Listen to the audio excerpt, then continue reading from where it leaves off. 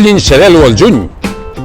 Bé, seria xarel·lo i chardonnay, perquè el Giró Ribot Solstici 2018 és un cupatge de 60% xarel·lo i 40% chardonnay, i una part del most, a més, va fermentar en botes, on va fer 2 mesos de criança amb les mares.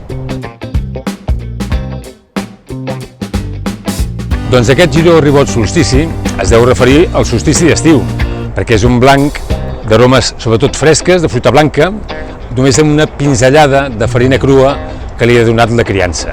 En boca continua sent fresc i, a més, la criança i el chardonnay li han donat un bon gruix i una bona textura. És excepcional amb peixos i mariscos potents i, sobretot, jo ja me'l veig amb un risotto de ceps. Salut i bon vi!